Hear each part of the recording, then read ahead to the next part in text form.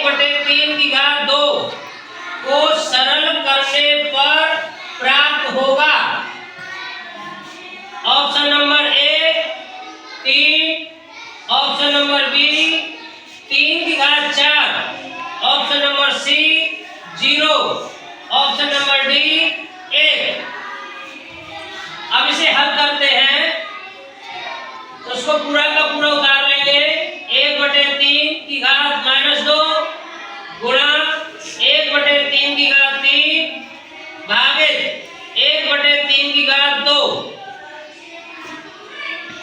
भाग का मतलब होता है संख्या को नीचे ले जाना, और इसमें बोर्ड मास का प्रयोग करेंगे। बोर्ड मास में मल्टीप्लाई और डिवाइड दो चीजें दी हुई है, तो सबसे पहले डिवाइड करेंगे, यानी इस 1/3 का भाग इस 1/3 में देंगे। इस संख्या को जैसा का तैसा कर लेंगे। 1/3 की घात -2 गुणा 1/3 की घात 3, ये वाली संख्या नीचे पहुंच जाएगी। 1/3 की घात 2 नीचे देखेंगे।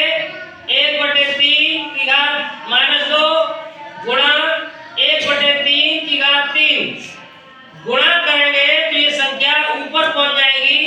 ऊपर पहुंचने पर उसकी घात का चिन्ह बदल जाएगा, तो गुणा 1/3 की घात -2 हो गई। यहाँ पर +2 थी, अब ये ऊपर पहुंचा तो ये -2 हो गई। अब ये तीनों संख्याएं गुणा में आ गई।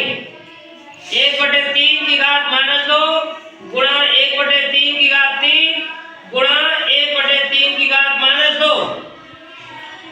इसका आधार 1/3, इसका भी आधार 1/3, इसका भी आधार 1/3। जब गुणा की प्रक्रिया में आधार समान हो तो घातें आपस में जुड़ जाती है। 1/3 घात -2 प्लस, यानी हम जोड़ रहे हैं, ये वाली घात आ गई +3, फिर प्लस ये वाली घात आ गई -2, यहाँ पर -2, यहाँ पर -2, माइनस माइनस की जुड़ जाएंगी, तो -2 और -2 -4 +3, यहाँ पर माइनस के 4 ज्यादा है, प्लस के 3 कम है, तो ज्यादा में से कम को घटा देंगे। 1/3 की घात -4 +3, 1/3 -4 में से 3 घटाएंगे तो -1 बचेगा।